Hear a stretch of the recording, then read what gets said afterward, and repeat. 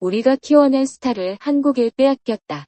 태국의 유명 일간지 방콕포스트의 편집실에서 한 여기자가 분노에 가득 차 소리치고 있습니다. 도대체 무슨 일 때문에 이러는지 오늘의 사연 바로 시작합니다. 안녕하세요. 저는 방콕포스트의 문화부 기자 수린 타나폰입니다. 제가 오늘 이야기를 하는 이유는 우리 태국 언론과 국민들이 얼마나 큰 오만과 착각 속에 살아왔는지 고백하고 싶어서예요. 2016년 블랙핑크 리사의 데뷔 소식이 들려왔을 때 저는 문화부 신임 기자였어요. 그때 저는 자부심에 가득 차 이런 제목의 기사를 썼죠. 태국이 키워낸 보석 한국 K-팝 시장 진출. 얼마나 자만심에 차 있었는지 지금 생각하면 부끄러워요. 당시 태국의 모든 언론이 비슷했어요. 우리가 발굴하고 키워낸인지 태국의 자랑스러운 딸이라는 제목의 기사들이 넘쳐났죠. 하지만 그건 우리의 큰 착각이었어요. 리사의 실제 성장 과정을 들여다보면 한국의 체계적인 시스템이 그녀를 진정한 글로벌 스타로 만들어준 거거든요. YG 엔터테인먼트의 연습생 선발 과정은 제가 충격을 받을 정도로 체계적이었어요. 단순한 오디션이 아닌 수개월에 걸친 철저한 평가와 교육이 이루어졌죠. 태국에서는 상상도 할 수 없는 시스템이었어요. 특히 놀라웠던 건 한국의 아이돌 교육 시스템이었어요. 노래는 기본이고 언어, 예절, 인성 교육까지 모든 것이 완벽하게 갖춰져 있었죠. 리사는 이 시스템 속에서 4년이라는 시간 동안 철저하게 단련되었어요. 하지만 우리 태국 언론들은 이런 사실은 외면한 채 마치 리사가 태국에서 이미 완성된 스타였다는 식의 보도만 쏟아냈어요. 우리의 천재 댄서, 태국이 낳은 천재 아티스트라는 제목의 기사들로 국민들의 자부심을 부풀렸죠. 돌이켜보면 한국의 엔터테인먼트 산업은 이미 그때 세계 최고 수준이었어요. 철저한 교육 시스템, 세계적인 프로듀싱, 완벽한 품질 관리까지.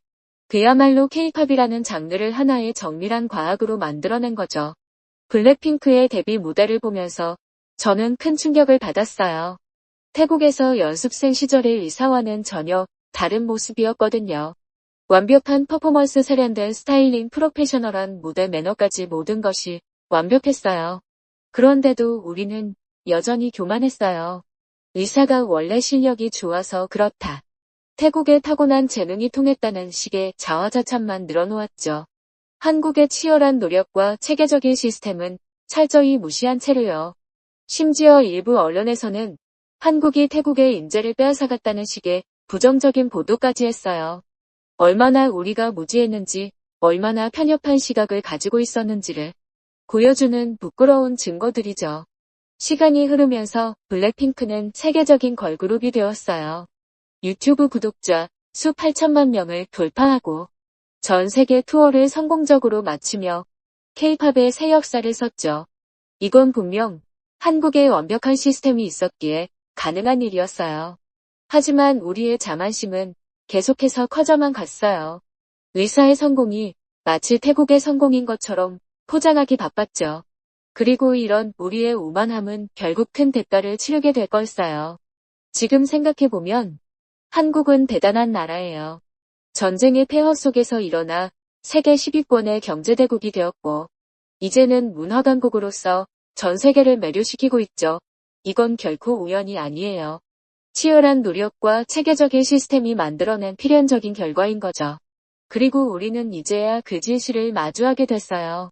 리사가 태국으로 돌아와 솔로 활동을 시작하면서부터요. 한국의 시스템을 벗어난 순간 우리가 얼마나 큰 착각 속에 살았는지를 뼈저리게 깨닫게 될 거였어요. 2019년 4월 블랙핑크가 미국 코첼라 페스티벌에서 공연했던 날이었어요. 저는 방콕 포스트 편집실에서 그들의 무대를 지켜보며 취재기사를 쓰고 있었죠. 태국 출신 리사, 미국을 사로잡다라는 제목으로요. 지금 생각해도 그때 제 기사가 너무 부끄러워요. 리사의 성공은 우리 태국 사회 전체를 들뜨게 만들었어요.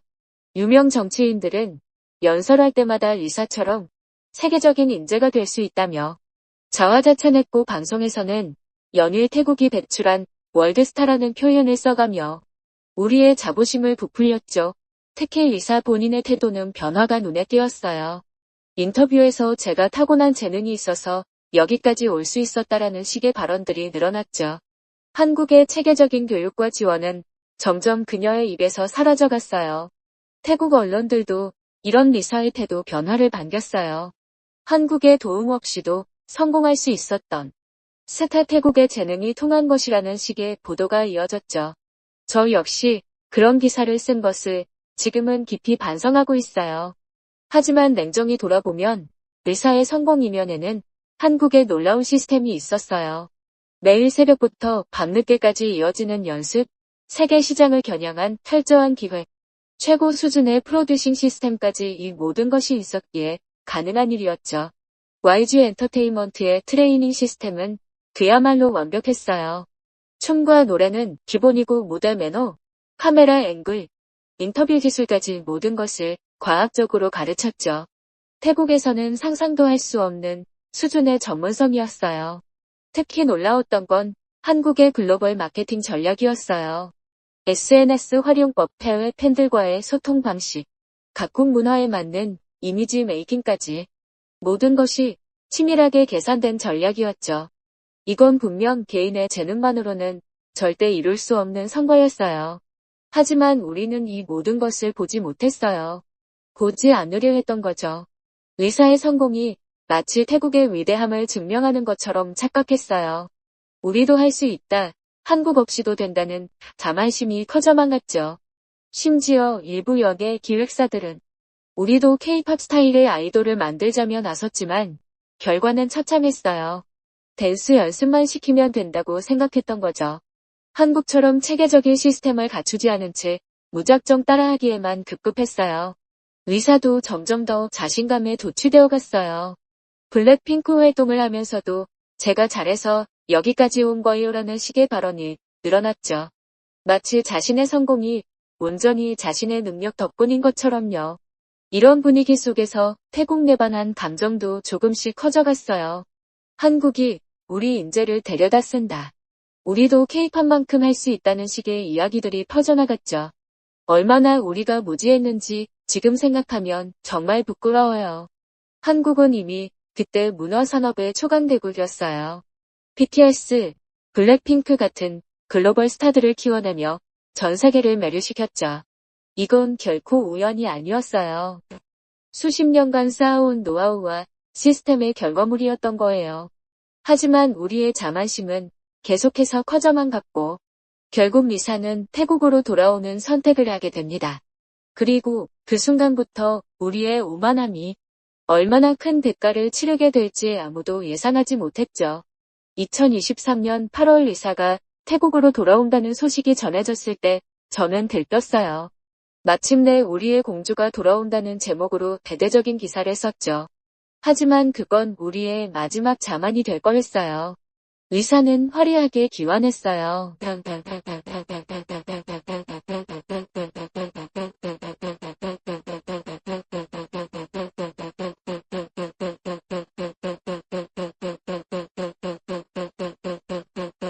수원 나품공항에는 수천 명의 팬들이 몰렸고 태국 정부는 공식 환영식까지 열었죠. 이제 태국에서 더 큰 성공을 이룰 것이라는 리사의 말에 모두가 환호했어요.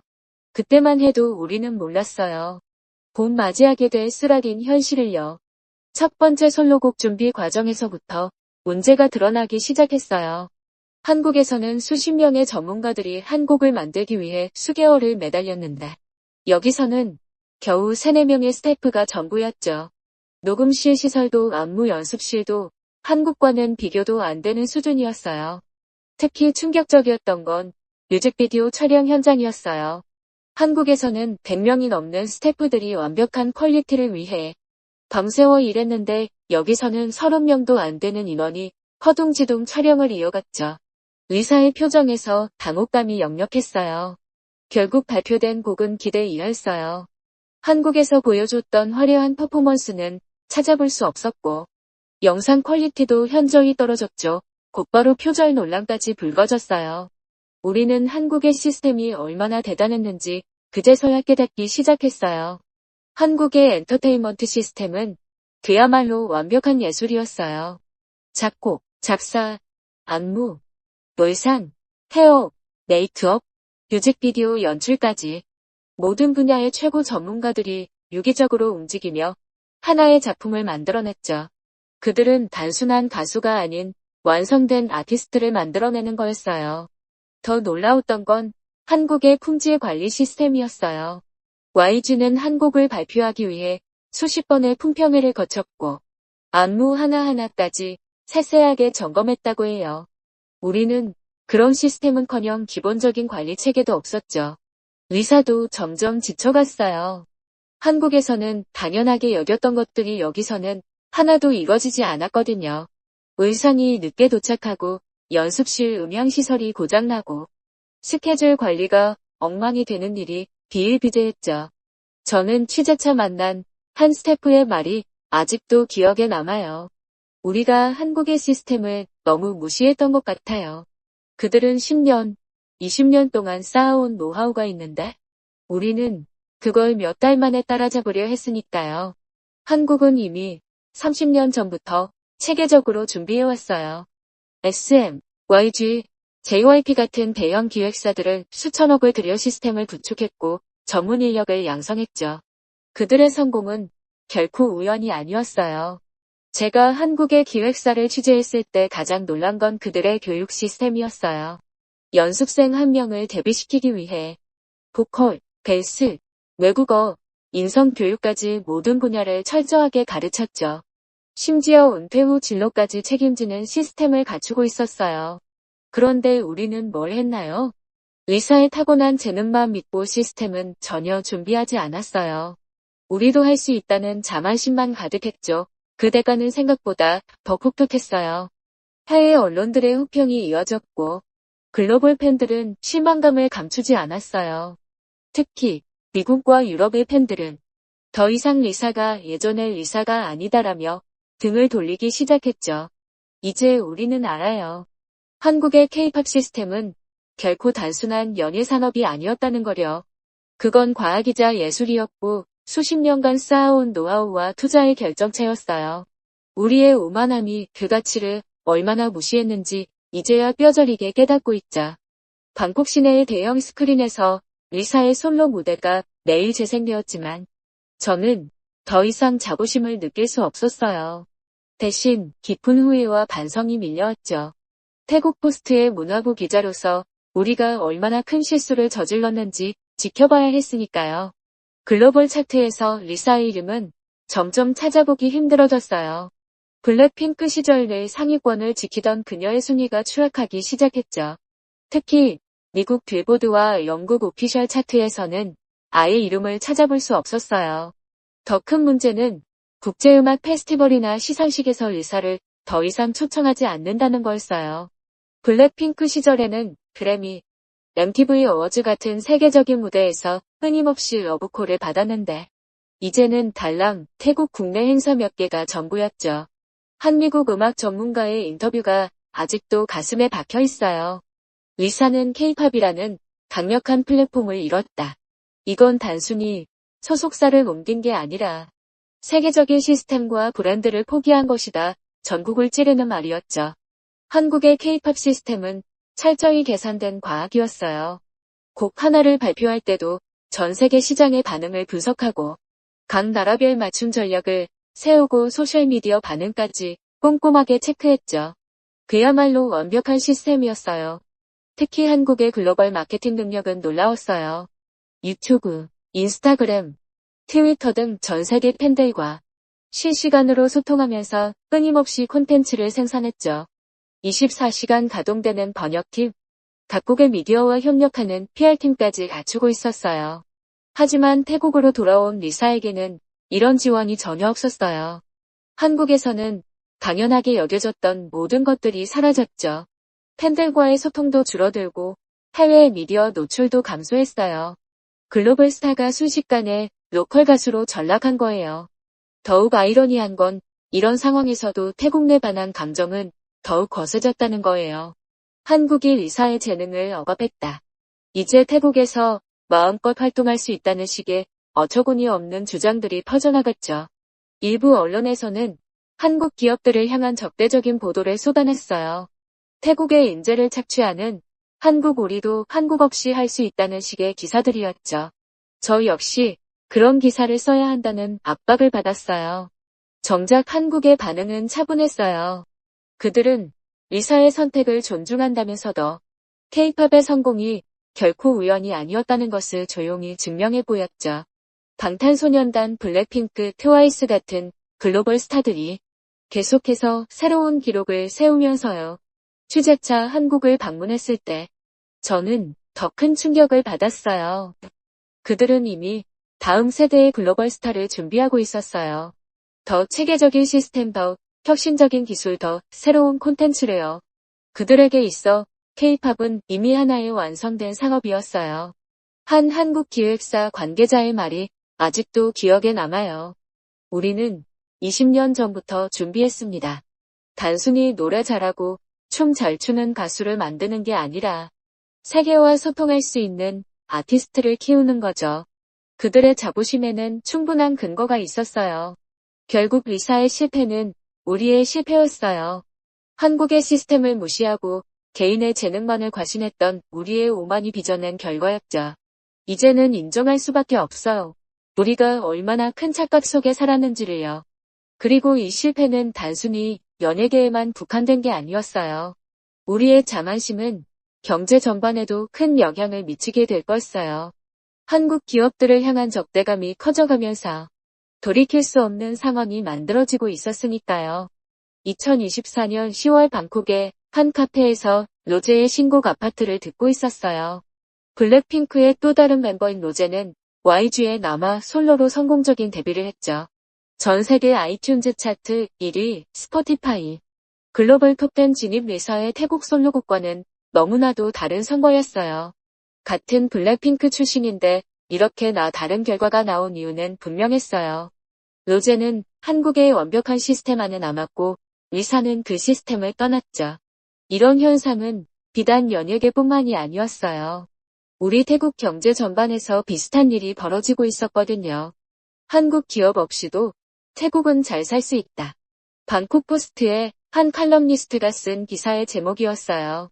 삼성전자와 현대자동차의 태국 공장 철수설이 나왔을 때의 일이었죠. 우리는 얼마나 큰 착각을 하고 있었는지 몰랐어요. 로제의 성공은 우리의 자만심을 더욱 돋보이게 했어요. 그녀는 한국의 시스템을 신뢰했고 그 결과 더 큰 성공을 이뤄냈죠. 반면 우리는 중국이면 충분하다며 한국 기업들을 내몰았어요. 마치 리사가 한국의 시스템을 떠나 실패한 것처럼 우리 경제도 같은 전철을 밟고 있었던 거예요. 삼성전자가 첫 번째로 철수를 선언했어요. 30년 넘게 운영해온 방콕 근교의 가전제품 공장이었죠. 처음에는 별일 아니라고 생각했어요. 중국 기업이 곧 들어올 거야 라며. 우리는 또다시 오만한 판단을 했죠. 하지만 현실은 달랐어요. 삼성전자 공장에서 일하던 3천여 명의 직원들이 한순간에 실직자가 됐어요. 협력업체들도 줄줄이 문을 닫았자. 한 협력업체 사장님의 말씀이 아직도 귓가에 맴돌아요. 삼성이 얼마나 체계적인 시스템을 가진 회사였는지 이제야 알았습니다. 더 큰 충격은 현대자동차였어요. 태국 동부라용 지역에 계획했던 전기차 공장 설립을 전면 취소한다고 발표했죠. 4조 원 규모의 투자가 한순간에 날아간 거예요. 지역 주민들의 기대가 얼마나 컸었는지 모든 게 물거품이 됐어요.